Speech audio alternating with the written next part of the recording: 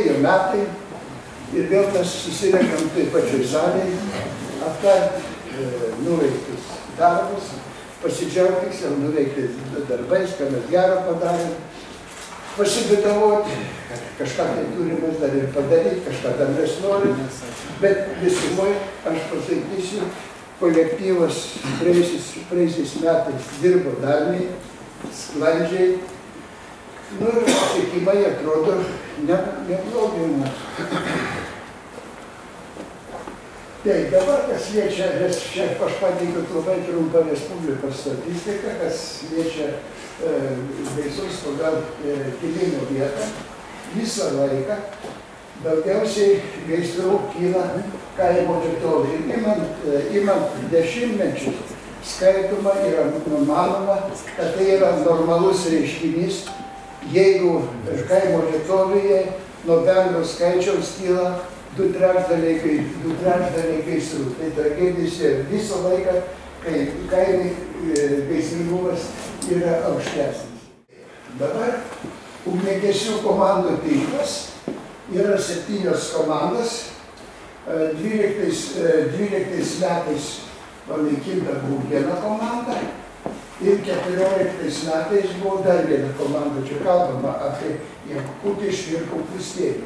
Kas skaudžiausia yra, kad pasinaikina komanda, o pinigėliai atiduoda valstybė deleguotą funkciją pagal esamą komandų skaičių. Dabar Lietuvoje vyksta tokia situacija ir įtikinėjimą vyriausybė ir visą kitą, kaip padaryti, kad komandose būtų 10 žmogus.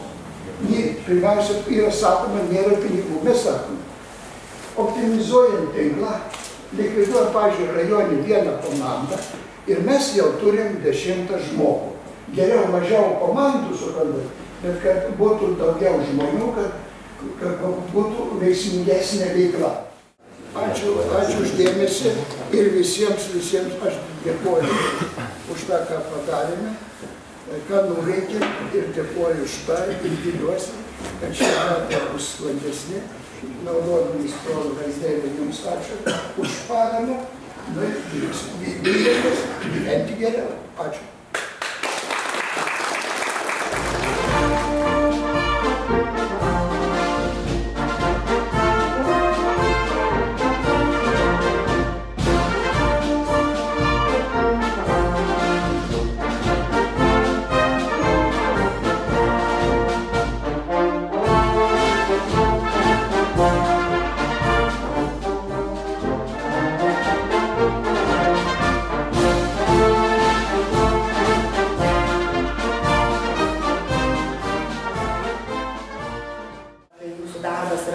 Svarbiausias rajone ir Lietuvoje, tai linkiu tik tai sėkmės ir jeigu tik tai turit kažkokių tai klausimų, pastebėjimų, pasiūlymų, visada kreipkitės, nes iš ko geriau sužinosi tikrą tiesą, kaip ne iš tikrųjų profesionalų. Tai tikrai atvira diskusijai, bendravimui, galimybė susitikti su Vidaus reikalų ministerijos atstovais, jeigu tik tai matote skambutis, bandysime šitą paderinti.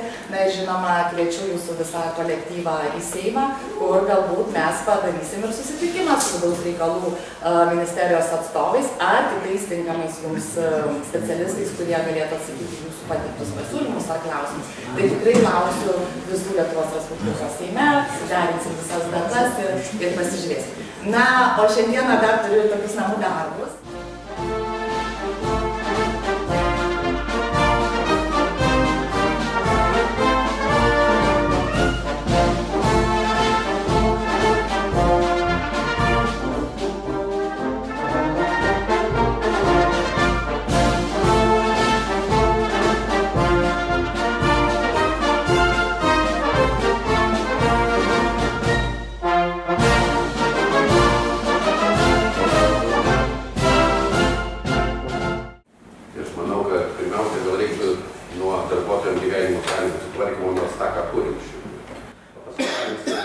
Vienu ypu padaryti, ten kokį pusę milijoną ar milijoną paskirti, nu tiesiog mes neturėsim galimybę, nes matom, kas darosi su gatvėm, matom, kas darosi su politika pasaulinė, tai čia, žinai, turi būti pasiruošęs kiekvieną žingsnį, kiekvienam kartelėm.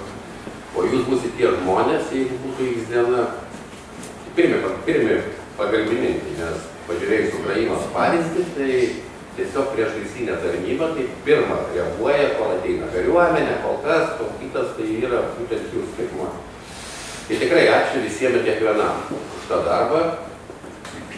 Kuo galėsim, tuo mes pagelbėsim, tuo prisidėsim, kas sakė Seimo nariai, kad gali asmeniškai kreiptis, ir mane ir mano komanda gali kreiptis bet kada. Ir tikrai kiekvienas ir kreipėtės, ir tikrai mes susprendžiam kažkas dalykus. Nesu burtininkas, neturiu būtų lazdelės, bet tikrai kiek galim, tiek prisidedam ir iš tikrųjų išspaudžiam viską, ką įmanoma.